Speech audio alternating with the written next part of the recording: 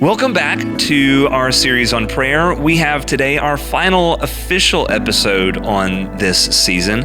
I'm sitting in the studio today with LeAnn and Matt Waldroup, and we are going to have a conversation where they talk a little bit about how their seeking the will of God in their lives led them to find a community that they didn't even know that they needed.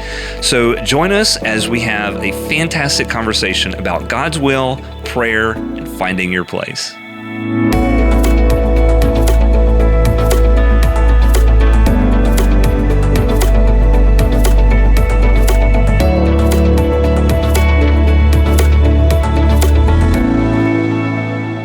Well, thank you all for joining me in the studio today. Take just a minute and let our viewers and listeners know just a little bit about who you are. So we are Matt and LeAnn Waldroup. We have been in Ruston for about 4.5 years and have been members of Trinity the entire time.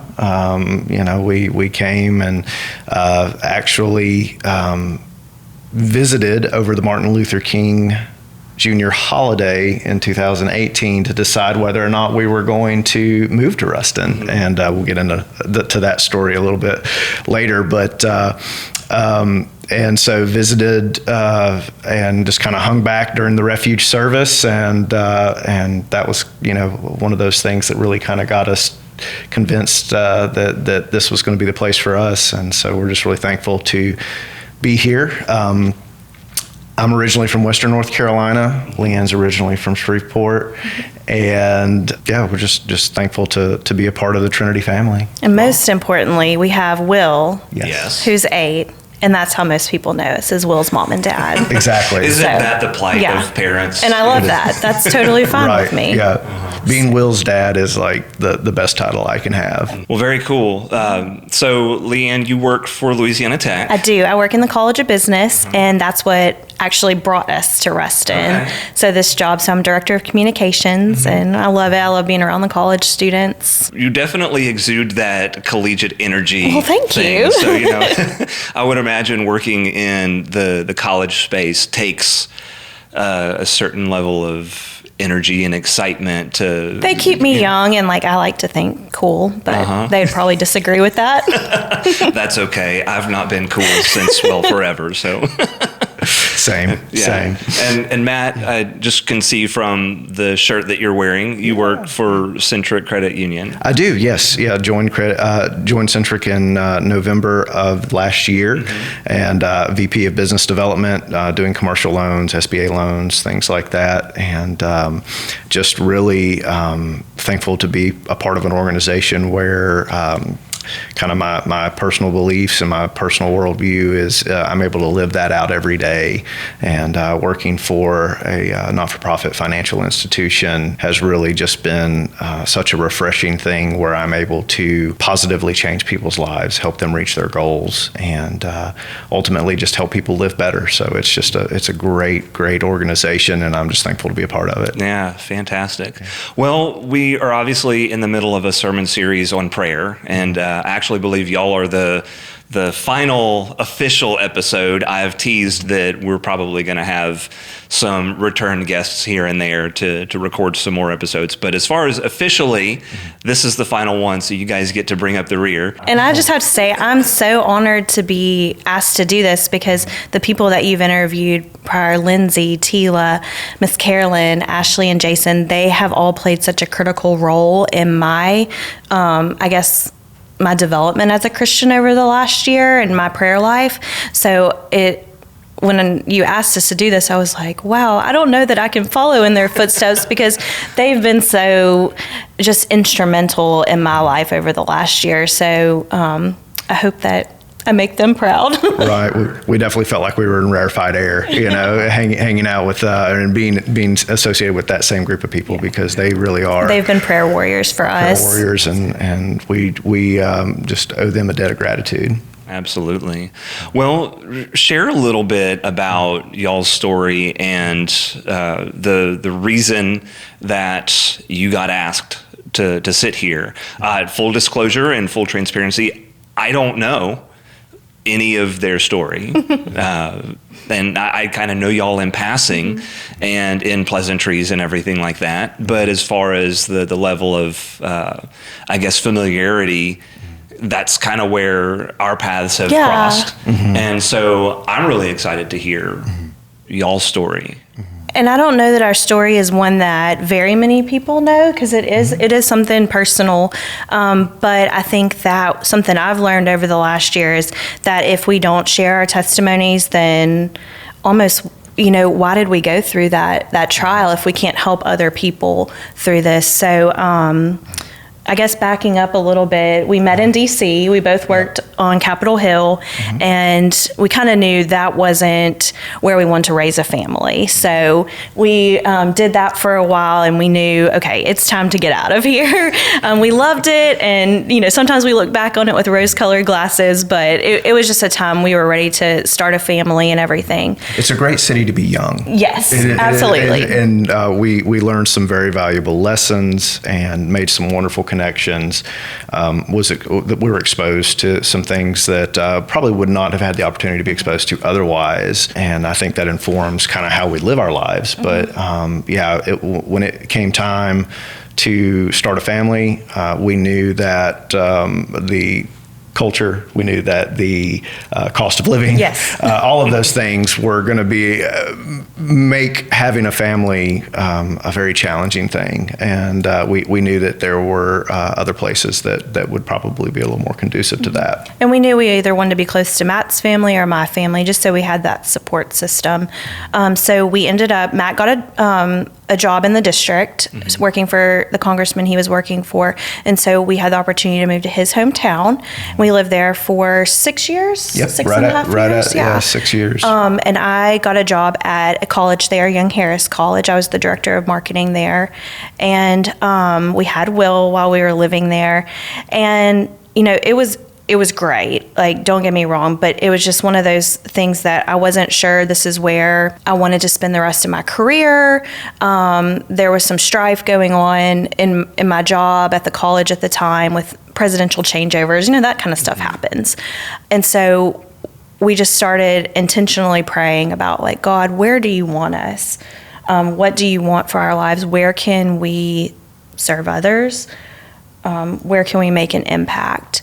And I vividly remember sitting out. We used to host Wind Shape Camp for girls at the college I worked at, and they would all be screaming and running around crazy. And I was sitting outside one day in the midst of just like a really bad day, and they always played really loud music too. And so I'm sitting there on the swing, and I'm like, God, why do you still have me here? Why are you not giving us these answers that we are asking for?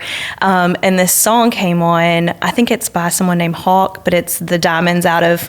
Do you know what song I'm talking about? Diamonds Out of Us. Yeah, Hawk Nelson. I think. Yes. Yeah, like a punk Christian kind of. Yeah. And so that song came on, and it was just like, okay, God, you're trying to make something out of me. You're refining me. And I just had this almost just moment of awakening, like, okay, I can do this. I can get through this. But then doors started opening, and I'd come home for, I guess maybe in home Shreveport, for Christmas. Maybe, I'm not sure. And my friend told me about this just a random job posting that she had seen, and it was very vague. It didn't say Louisiana Tech. It didn't even give, I guess, like a idea of it just said 2 higher ed institutions. And so I was like, well, I'll just apply and see what happens. And so I did, and they ended up calling me for an interview, and I interviewed virtually before that was a thing. Right. And you were blazing the trail. Yes, I know, right? And so I ended up being offered that job, and we weren't sure what to do, honestly, because that was a hard decision to move away from Matt's family, to move out of this almost little Mayberry town where it would have been very safe to raise Will. All these things that we had that were almost like this little box of a perfect life. But for some reason, like, I felt like God was calling us somewhere else. So we started praying as a couple, which was something we really hadn't done before in our marriage. And there were nights that, I didn't have the words, and then there were nights that Matt didn't have the words, and so we were able to really, compliment each other in that and lift each other up. We get closer and closer. Okay, this is actually going to happen. So we've got to figure out the logistics. We've got to sell our house. We've got to find a place to live. We've got to find childcare for Will. Matt doesn't have a job. So all these really huge things, but we truly feel like this is where God is calling us to be. So how old was Will at this point? He was 3. Okay, so still pretty young and definitely needing that full-time childcare, which is a real concern. Yes, very much so. Especially, I know people in Ruston in passing, but we really didn't have any contacts here other than my mom. One of my mom's best friends lives here. So she helped us a little bit, and always thankful for her. But we're, starting to pack up our house and just get everything, ready to go. I mean, we had lived in that house for 6 years, but we had accumulated just like, it was bad. That's the way it was goes, bad. For sure. So, we're taking the last week that we're there to really just pack up. And to preface, I feel like we had really connected as a couple because we were both seeking God, and through that, connecting in our marriage more than we ever had been. And we had been intentionally seeking God's will. So to preface, I think we were in a really great place spiritually in our lives. It was good, and for me, and I say this, and actually, I guess on Wednesday we were kind of laughing about it, and Lindsay razzed me a little bit about because I'm an only child, no siblings, and so the idea of selfless love, moving 635 miles away from, my home where I grew up, a place where I have very deep ties to, there was a lot of resistance on my part. And it was something that I really struggled with. But I knew that I needed to be faithful.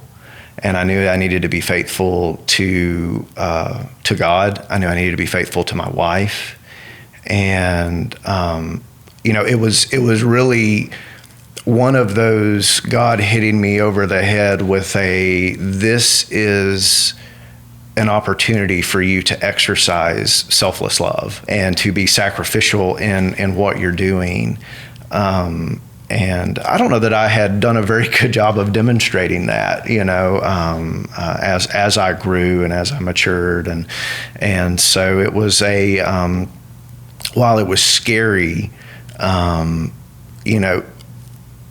it's kind of hard to explain, but there was a peace that I felt even in the midst of the turmoil and the doubt and the fear of. While this is 100% not in line with what my vision was for my life or my family's life, I knew God was leading us and I needed to follow. And so I was, in hindsight, so thankful for that opportunity. And then God started revealing himself, and he showed his faithfulness to us. Leanne said, we put our house on the market. We had a cash offer within 14 days. We didn't even have to make another mortgage payment on our house. And we were trying to figure out how, I didn't have a job yet. I didn't have, not to mention, we all, I guess 2 weeks before we were supposed to move down here. Well, that's what I was about to get to. We all three had the flu. Yeah. Oh gosh. Yeah, we all caught the flu. Yeah. And so we're driving Will back from his doctor and having all tested positive for the flu. And Leanne's mom and sister-in-law were so great. They drove to Ruston from Shreveport and were FaceTiming us at rent houses. So our rent house, it was sight unseen. Well, I say sight unseen. It was, we saw it through the screen of a phone with a child that had the flu in the back seat, being like, "I don't feel very good right now," and so I was like, "Mom, I don't care what it looks like. Just I'm trusting you at this point. Is it clean? Yes. Okay, great." So we had all that kind of lined up, and I actually didn't have the flu. I was actually pregnant. Oh, Yeah, surprise. It was very unexpected. And so that's kind of where what I was leading up to about like the place we were in our spiritual lives, because what happened, I don't know that we would have gotten through had we not been in that place. Yeah. So we're cleaning up our house, and I just start getting these like really bad stomach aches. And well, it turns out I had had an ectopic pregnancy, and I was bleeding to death internally. We had no idea. It went on for a couple of hours, and you know, I, in my past life, I'm glad to say, I hope this isn't me anymore, but I was very stubborn, and I was determined we were going to get those pictures taken of our house so we could get it on the market, and that was my plan for the day, and I was not going to the doctor. Well, it turns out I needed to go to the doctor, and I had emergency surgery, and honestly was minutes from dying. Yeah, wow. So it was a shock. Yes. It was, it was devastating. And sorry, I'm going to try not to cry. it's okay. So I ended up, I obviously stayed in the hospital, and I never went back to our home. I went straight to Matt's mom and dad's house, and they, of course, took care of me while Matt was trying to get the house finished packing it up, because we still had to move. The trucks were coming. I was supposed to start my new job. I didn't feel like I could call them and say like, oh, I've got a delay. So it was a lot of just like, wow, what do we do? I just remember being stunned. That's really, I guess, the word that I would use to describe it. Like, what is happening? I thought this is what, God was calling us to do. Why is this happening? And, but that's when we started really seeing God at work. And we had all these people from our community come and just pack up our house for us. My friends were, coming to visit me and offering me support while Matt was trying to take care of all the logistical things. And 3 days later, we got in the car and we drove to Louisiana. And I've still never been back to see our home. I don't know that I can do it. I'm not in a good place for that right now. But we got to Louisiana, and I saw my mom, and I just broke down. That was the first time I had really cried about everything. And I thought, what mistake have we made? I don't know how, like, what have we done? Because I felt so unsure all of a sudden of everything. And then our house sold. We ended up finding our house that we live in now. And as you know, the Ruston market is not an easy market to find a house in. Yeah, it's not easy for sure. We found childcare for Will at an amazing place where these women just like not only loved him but loved us. EC. Miss Shannon and Miss Chestnut were, such just a welcome presence in our life. Matt got a job within like a week, 2 weeks. Right.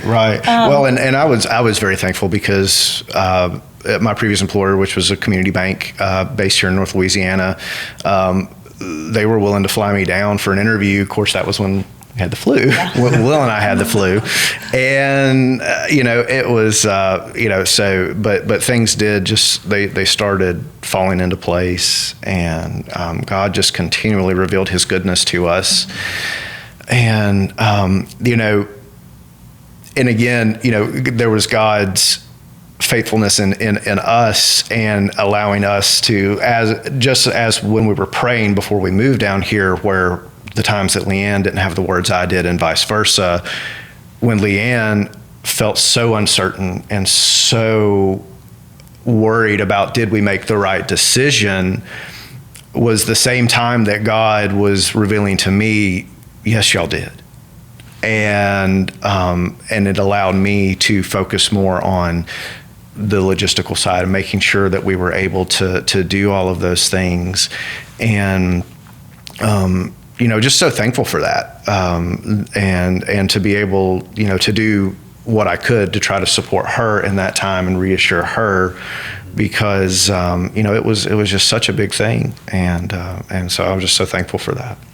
Well, and one of the comments that I'm going to make about just hearing y'all discuss this is something that I feel very often is it's really hard for us as Christians sometimes to come to a place where things maybe aren't right, things aren't good, but you're still able to recognize that there's got to be a reason. Yes. And I think it shows a certain sign of maturity in our own faith when we can say, God, I know that there's something that you can do good with this, even though I know it's not good. And being willing to look for that. I've had to reconcile a lot this year. We live in a broken world. We live in a sinful world. Bad things are going to happen, but God uses those things for good, for His good and for His glory.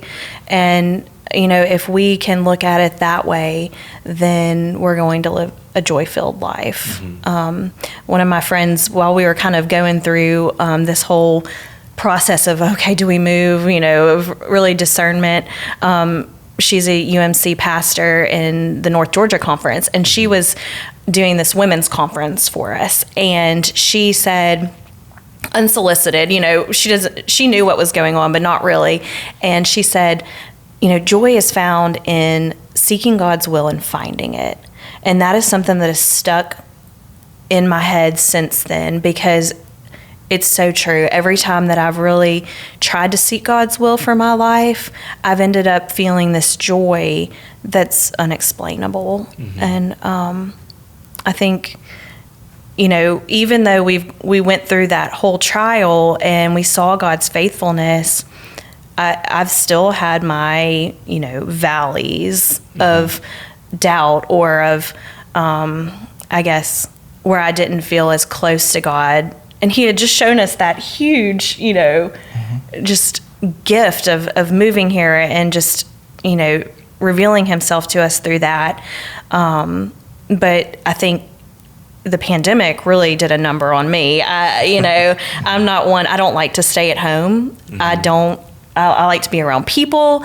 Matt and Will would stay at home all the time. I'm constantly making them do stuff. We're the introverts. Yeah, y'all are my kind of people. Yes. And so having to stay at home, I grew so lonely. And with the nature of my job at the time, the expectation was that regardless of what was happening in the pandemic, the expectation was I was going to be in the office.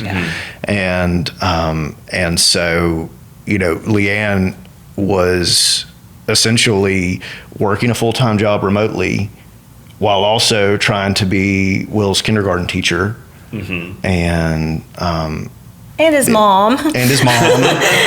and his Three very different roles. Yes. And his counselor. And it was just, I think it was emotionally and physically exhausting. And I just got to a point where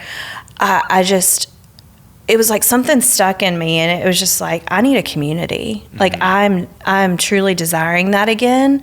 And I started praying like, God, I need women prayer warriors in my life. And I don't know why that was like what I was coming to, but I just remember sitting on the couch and crying over something. I don't know. I was feeling left out, or about something I'm sure I saw on social media, and I just thought, like, God, please send me a community. And my word, has He done that? And it's been so cool to see. And so one thing I would share is over the last, I guess it's now been a year and a half-ish. So I joined the women's small group at Trinity, and those women have truly been a lifeline for me. I think a lot of us have this little pennant, Ephesians 3:20. Yep, this is a common theme here. So it's something that we talk about a lot. Now all glory to God, who is able through His mighty power at work within us to accomplish infinitely more than we might ask or think. And the first time I kind of heard about that was during our Elijah study, and Priscilla Shire was doing it, and she had put in the book, Expect God to Answer Unreasonable Prayers. And I guess I've always been very timid in my prayers. Well, I want to offer up. Yeah. You were Yeah. timid in your prayers. I mean, praying out loud is something I'm still learning to do. I'm very self-conscious about it. I don't know why, but that's something it doesn't come naturally to me. And I guess I need to get out of my own head and just get onto my knees, really. But that was unreasonable prayers. That was something that really stuck with me. And we ended up going through a time in our life last year that was very hard and straining on our family. And these women in this group prayed those unreasonable prayers for us. And they became our prayer warriors. They became just our confidants. And God started opening doors again. And I don't know, I think that if I wouldn't have gone through that kind of loneliness period coming out of the pandemic and started praying for a community, I don't know that we would have prayed unreasonable prayers and then been able to see God answer those unreasonable prayers. Yeah. So that's been really cool too. That one's a new one to me. I've never even, thought about it that way, because what is an unreasonable prayer, and maybe that's something that we need to all think about a little bit. And, what are the things that, in our day and age might seem unreasonable that we should be going to God and saying, hey, let's pray for these things. Right. Well, and I'm so thankful, and I consider myself so blessed for the prayer warriors that I've had in my life from the moment that I was born. Leanne and I, our faith backgrounds are similar and a bit different. Part of our story, we both grew up in the Southern Baptist Church, and then Leanne and her family converted to Catholicism, and that's a big leap. Yeah, that's a really big leap. Yeah. And then we were able to, when we met, it was so funny. One of our DC stories, we met and we were kind of trading off Sundays. So one Sunday we would go to Mass, and then the next Sunday we would go to the Baptist church that was on Capitol Hill, and we did that time and time again. But part of my story is I worked at a Methodist church camp back in my hometown. Essentially, it was a summer-long Weekend of the Cross where we had youth groups come in from all over the country, and we would go out and do home repair and all that kind of stuff. It was so great, and I got so much wonderful exposure to some really wonderful, thoughtful, and just godly people there at Hinton. But so as we started kind of exploring how we, as our relationship grew, we started going to the Methodist Church, Capitol Hill UMC. In my experience, when I see one spouse is Catholic and another one is Baptist, the Methodist Church, we can kind of be a happy medium in between meet that. In the middle, for sure. But it was such a joy, and then God has just continually placed these prayer warriors in our lives. Our former pastor Kirk has been fantastic. I mean, he was the first person at the hospital, well, apart from our parents and grandparents, when Will was born, and he was there, and he laid his hands on Will, and we immediately gave Will to God, within hours of him being here. And I was so thankful for that, because my mom and dad did the same thing. They of course, they had to drive a couple 100 miles from Fort Campbell to get back down to where Joe and Martha Mull, who were Church of God people, laid hands on me as an infant and prayed over me, and my mom and dad gave me to God. And my mother, who is kind of the de facto prayer mama at her church. It's just, we are blessed far beyond what we deserve in the people that God just continually puts in our lives, and the people that, when we have fallen short, or we are struggling, or we have lost hope, and even without us knowing, they were lifting us up. They were praying for us. They were praying prayers of intercession on our behalf, and it's just such a blessing. We're so fortunate to have that in our lives, and I'm thankful for that, because I feel like God's leading us into a time where it's our turn to start pouring that into other people. And we're just so thankful, and we're hoping that God will continue to reveal those people to us, that we can pour into and pay that forward, because we've been so abundantly blessed. And ultimately, that was our prayer. God, move us to the location where we can impact others for your kingdom. And so now to kind of see, 4.5 years later, that coming to fruition is also a really cool revelation.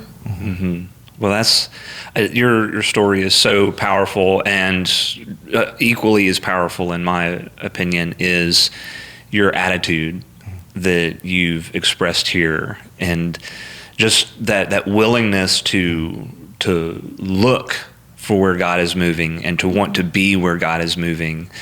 And I would say we need more people like that. Well, and it's not always easy. And I think we have a lot of good reminders in our life. So, there are times where during the day, I will be struggling, and I know that I have this group of women that I can text and say, ladies, I need you to pray for me. And then, these women will call me on the phone and say, I'm praying for you right now. We're doing it. Stop what you're doing. We're praying out loud. Or they'll send me a voice message. Heather Domingue did that for me one day. She sent me a voice message just of her praying out loud. It's something that's so powerful that I've never experienced before, and they stand in the gap for me when I can't do it myself.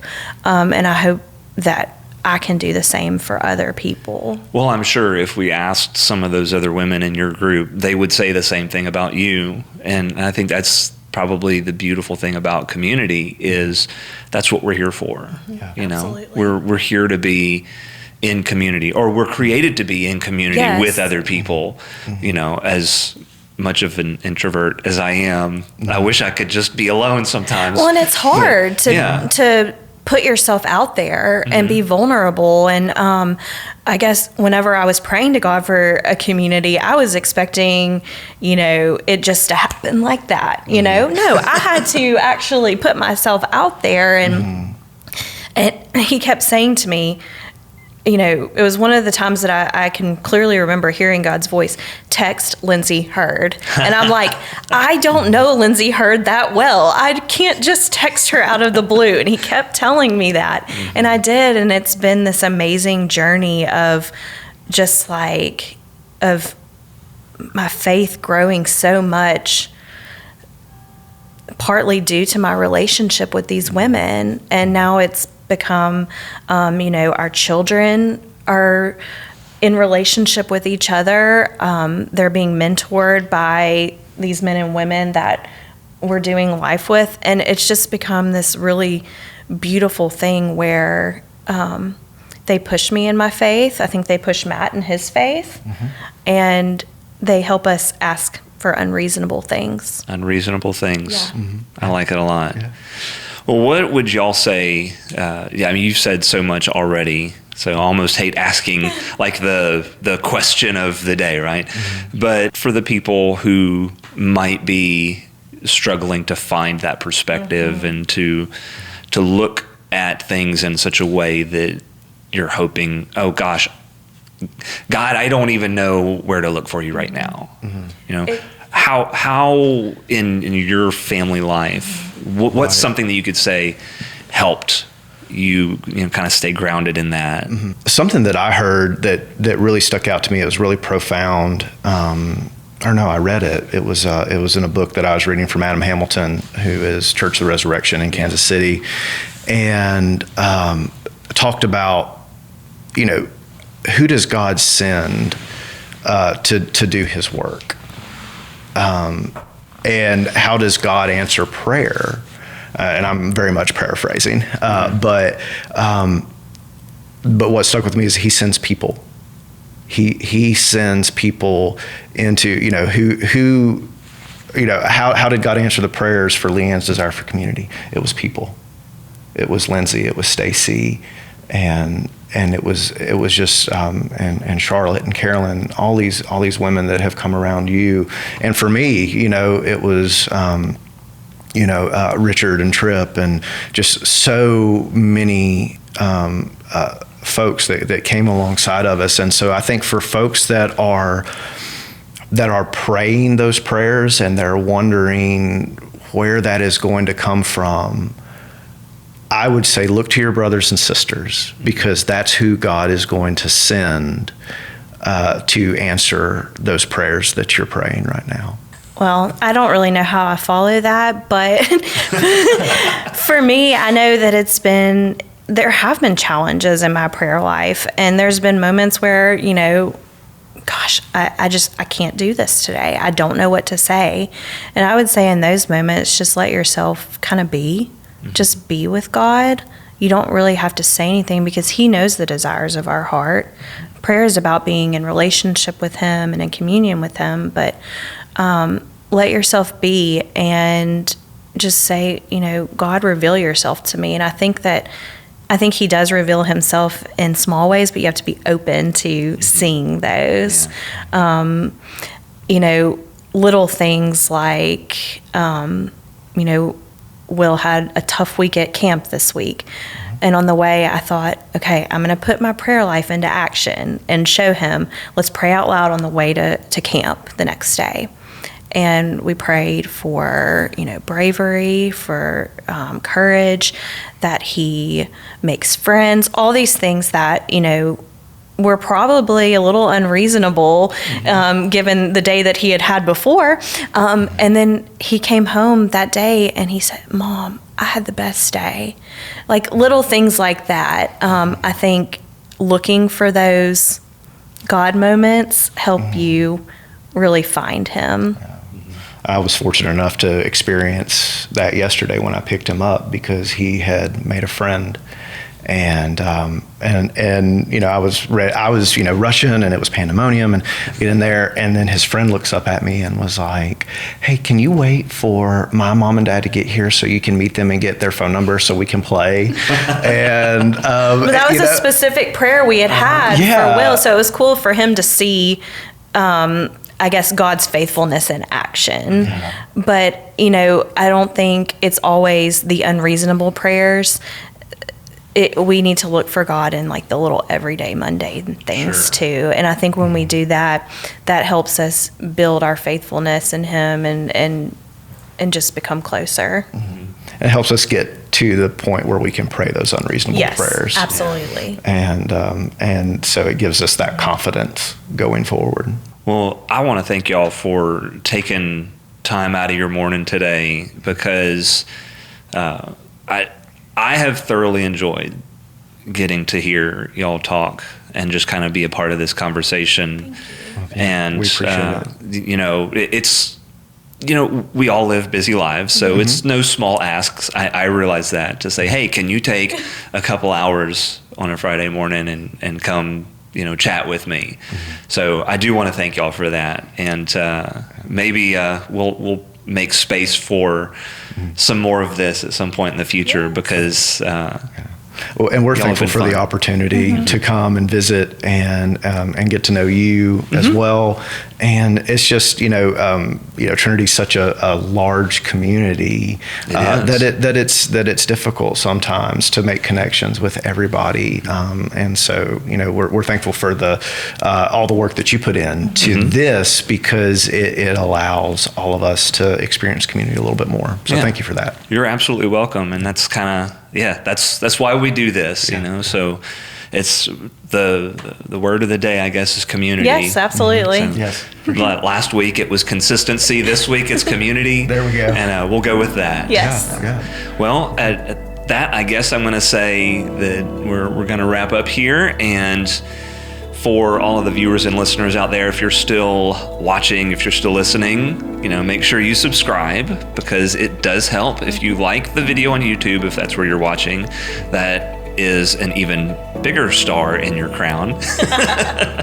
But yeah, give us a review, give us, some comments, and if you've got some words of either encouragement, or if you've got questions, or you want to share a little bit about your story, go ahead and either send us an email or put it in the comments section, because we love hearing the stories. It's not just the stories that are behind the microphones and on the camera, but it's the stories of the people behind the keyboard sometimes. So do those things. Send us your comments. And again, thank y'all for sitting with me. And I guess that's it. Thank you. You're welcome. Thank you so much. We'll see y'all next week.